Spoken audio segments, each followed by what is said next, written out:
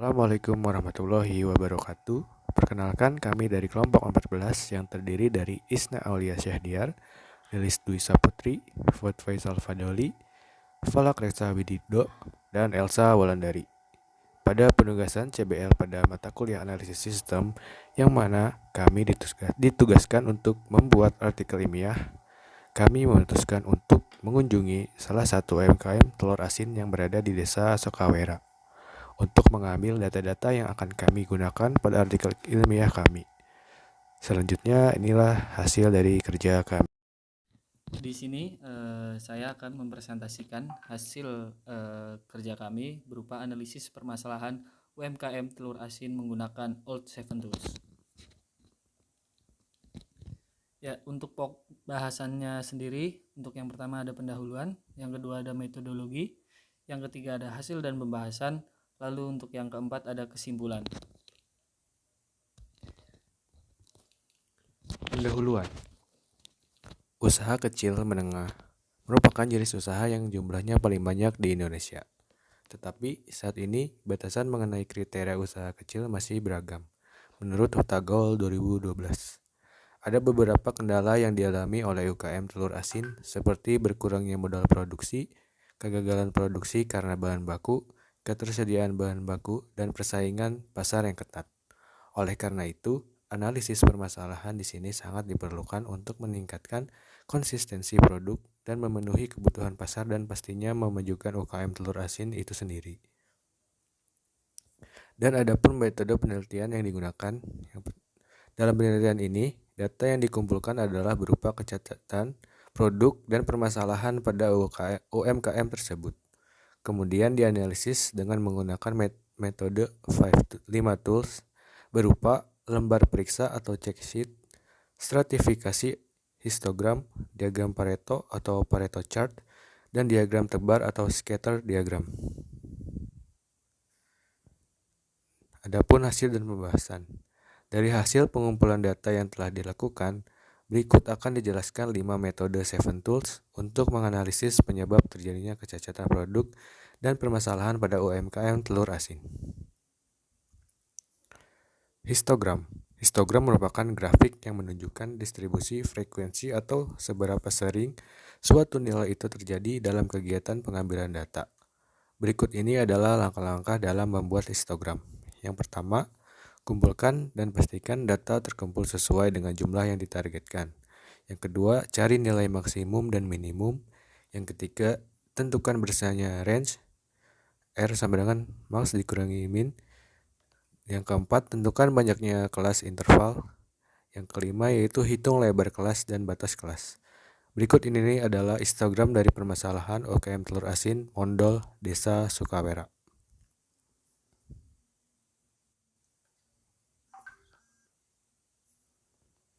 Di sini bisa kita lihat histogram permasalahan produksi telur asin, di mana penurunan produksinya yaitu 4, permodalannya 3, gagal produksinya 1, ketersediaan bahannya 3, kualitas bahan bakunya 4, faktor cuaca 2, dan persaingan pasar ketat 5.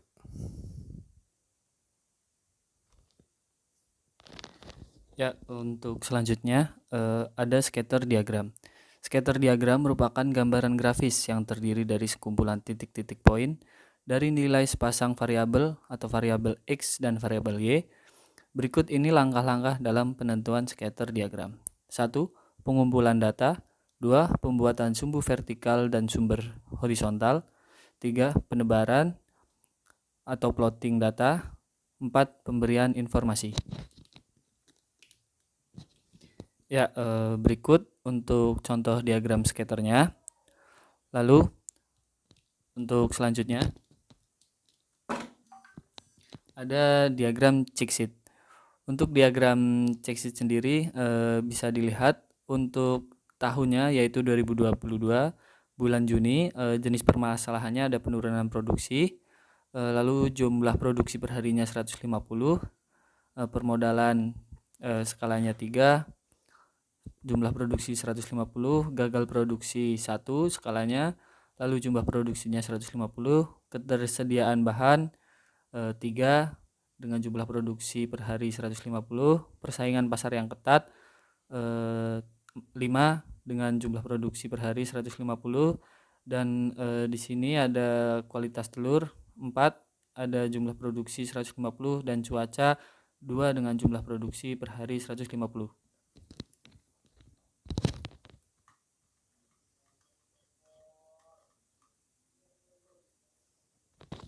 Ya, untuk tabel checksheet ini sendiri digunakan untuk mencatat seluruh permasalahan pada UMKM telur asin selama 1 bulan dengan skala permasalahan yaitu 1-5, di mana skala 1 merupakan skala dengan pengaruh terkecil, sedangkan skala 5 permasalahan dengan pengaruhnya yang sangat besar terhadap perkembangan UMKM telur asin itu sendiri.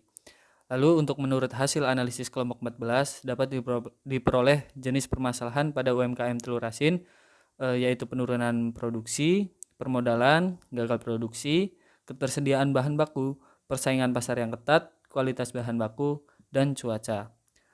Untuk permasalahan sendiri sesuai dengan diagram di atas.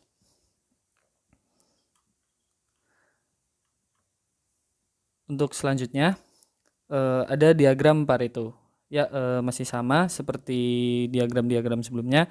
Untuk diagram Pareto sendiri juga di sini permasalahan UMKM telur asin masih sama. Untuk persaingan pasar masih 5, penurunan produksi 4, kualitas bahan baku 4, permodalan 3, ketersediaan bahan 3, cuaca 2, dan gagal produksi 1.